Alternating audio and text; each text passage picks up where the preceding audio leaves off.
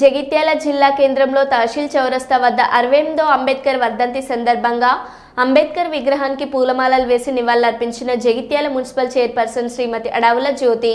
ఈ సందర్భంగా municipal chairperson మాట్లాడుతూ భారత రాజ్యాంగ నిర్మాత భారతరత్న డాక్టర్ బిఆర్ అంబేద్కర్ అంటరానితనం రూపుమాపడానికి కృషి చేశారని కొనియాడారు. అన్ని వర్గాల ప్రజల కోసం ఎన్నో సంస్కరణలు తీసుకువచ్చారని చెప్పారు. ఈ కార్యక్రమంలో మాజీ మున్సిపల్ చైర్మన్ గిరి నాగభూషణం, కౌన్సిలర్ దుర్గయ్య, నక్క జీవన్, బాలశంకర్, నాయకులు దుమాల రాజ్కుమార్, బోనగిరి దేవయ్య, దుమాల గంగాధర్ పలువురు పాల్గొన్నారు.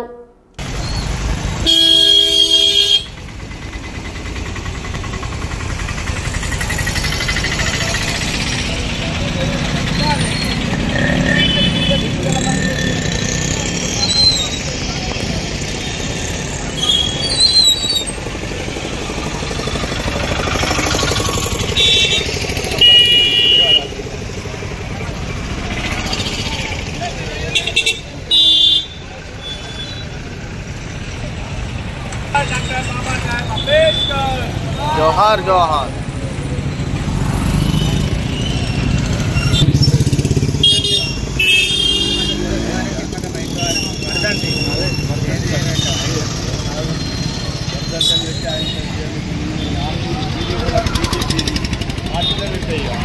ఆనాడు ఆయన ఒక మంచి రాజ్యాంగాన్ని రచించింది కాబట్టి ఈరోజు బడుగు బలగిన వర్గాలు మరి ఇంత ఉన్నత స్థాయిలో ఉన్నారు. మహిళలు కూడా ఈరోజు బయటకు వచ్చి అన్ని రంగాల్లో రాణిస్తున్నారంటే దానికి కారణం డాక్టర్ బిఆర్ అంబేద్కర్ గారు. కాబట్టి ఈరోజు దళితులు ఒకప్పుడు ఒక 100-200 ఏళ్ల క్రితం మరి దళితులు, అట్టడు వర్గాలు అందరూ కూడా బడుగు బలగిన వర్గాలు కూడా మరి ఇంట్లోంచి బయటికి వెళ్లకుండా మీ స్థాయి ఇదే అని ఆనాడు వాళ్ళకి చెప్పినప్పుడు మరి అంబేద్కర్ గారు మనసు చెలించిపోయి మరి ఆయన ఒక రాజ్యాంగాన్ని రచించి మరి బడిగిన వర్గాలందరూ ముందుకు రావాలి, మరి ఉన్నత స్థాయిలో ఈరోజు ఎక్కడ చూసుకున్నా, ఏ స్థాయిలో చూసుకున్నా, ఎలాంటి రంగాల్లో చూసుకున్నా మరి బడుగు బలహీన వర్గాలు ఉంటున్నారు, మహిళలు ఉంటున్నారు. కాబట్టి దానికి కారణం ఆయననే.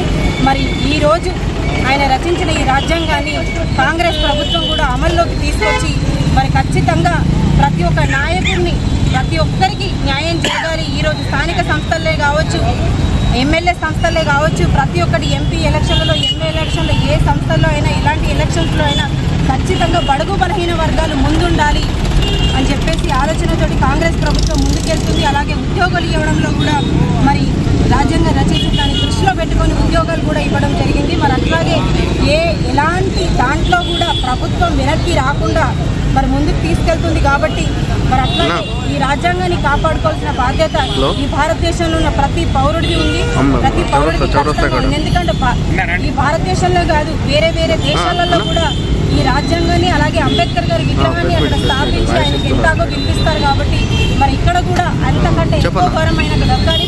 ప్రతి ఊర్లో మనం ఎక్కడ ఏ ఊరికి వెళ్ళి ఒక చిన్న గ్రామానికి వెళ్ళినా అందరికంటే ఎక్కువ ఒక విగ్రహం ఉంటుంది, అది అంబేద్కర్ గారికి. ఎందుకంటే అంత విలువ ఉంటుంది ఆ రాజ్యాంగానికి ఉన్న పవర్ అట్లాంటిది. కాబట్టి మరి ఆ పవర్ని, ఆ రాజ్యాంగాన్ని మనం కాపాడుకోవాల్సిన బాధ్యత మనది. మొన్న కూడా ఈ విగ్రహాన్ని కొంచెం మంది తెలియక ధ్వంసం చేయడం జరిగింది. మరి దాన్ని చేపించి మరి మొన్ననే రాజ్యాంగ రోజు నాడు మేము దీన్ని మంచి బాగు చేయించడం జరిగింది.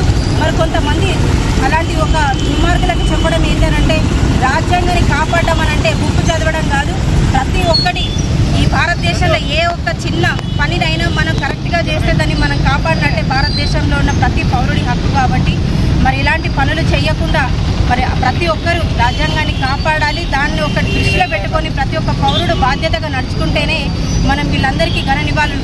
ఈరోజు భారతదేశం మనం ఇంత స్వేచ్ఛగా బ్రతుకుతున్నామంటే ఆనాడు ఈ రాజ్యాంగమే కాదు, ప్రతి ఒక్కరు మన కోసం ఈ స్వేచ్ఛ జీవితం కోసం పోరాడిన వాళ్ళు. మరి వాళ్ళకు మనం విలువనియ్యాలి అని అంటే ఇలాంటి చెడు వ్యవస్థకు మనం వెళ్లకుండా మంచి వ్యవస్థలో ఉన్నప్పుడే మనం ప్రతి ఒక్కరికి ఘన నివాళులు అర్పించిన వాళ్ళం అవుతాం. కాబట్టి మన ప్రతి ఒక్క పౌరుడి బాధ్యత మనం ఈరోజు ఏదైనా మంచి స్థాయిలో ఉండాలి అండ్ మనం పద్ధతిగా నడుచుకుంటేనే ఖచ్చితంగా మనం ఈ ఘన నివాళి అర్పించడం వాళ్ళం అవుతాం. కాబట్టి ఈ ఒక్కటి దృష్టిలో పెట్టుకోవాలని చెప్పేసి ప్రతి ఒక్క పౌరుడికి ఈ విధంగా చెప్పడం జరుగుతుంది. అట్లాగే మరి ఇక్కడికి విచ్చేసిన ప్రతి ఒక్కరికి హృదయపూర్వక ధన్యవాదాలు. అట్లాగే డాక్టర్ బిఆర్ అంబేద్కర్ గారికి ఇంతమంది మాకు రాజ్యాంగాన్ని రచించి మా అందరికీ స్వేచ్ఛా జీవితాన్ని అందజేసిన అంబేద్కర్ గారు కూడా హృదయపూర్వక ధన్యవాదాలు. అలాగే ఘన నివాళులు అర్పిస్తున్నాను.